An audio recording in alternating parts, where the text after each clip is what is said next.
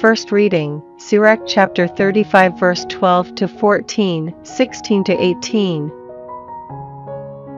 For the Lord is a judge who is utterly impartial. He never shows partiality to the detriment of the poor. He listens to the plea of the injured party. He does not ignore the orphan's supplication, nor the widow's as she pours out her complaint. Whoever wholeheartedly serves God will be accepted. His petitions will carry to the clouds. The prayer of the humble pierces the clouds, and until it does, he is not to be consoled, nor will he desist until the Most High takes notice of him, acquits the upright, and delivers judgment. Responsorial Psalm, Psalms chapter 34 verse 2 to 3, 17 to 18, 19, 23. I will praise Yahweh for my heart, let the humble hear and rejoice. Proclaim with me the greatness of Yahweh, let us acclaim his name together. They cry in anguish and Yahweh hears, and rescues them from all their troubles. Yahweh is near to the brokenhearted, he helps those whose spirit is crushed. Though hardships without number beset the upright, Yahweh brings rescue from them all. Gospel, Luke chapter 18 verse 9 to 14.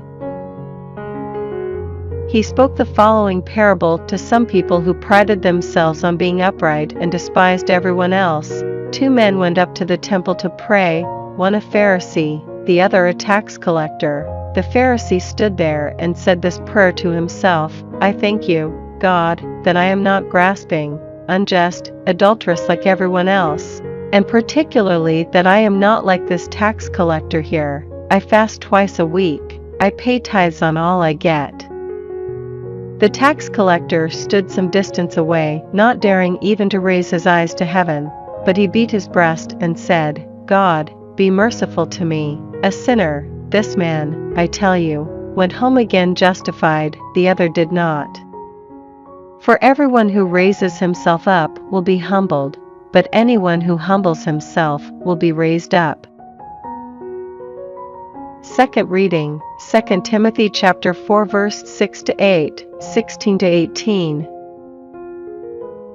As for me, my life is already being poured away as a libation, and the time has come for me to depart. I have fought the good fight to the end. I have run the race to the finish. I have kept the faith. All there is to come for me now is the crown of uprightness which the Lord, the upright judge, will give to me on that day, and not only to me, but to all those who have longed for his appearing. The first time I had to present my defense, no one came into court to support me. Every one of them deserted me. May they not be held accountable for it, but the Lord stood by me and gave me power, so that through me the message might be fully proclaimed for all the Gentiles to hear, and so I was saved from the lion's mouth. The Lord will rescue me from all evil attempts on me, and bring me safely to his heavenly kingdom. To him be glory forever and ever. Amen.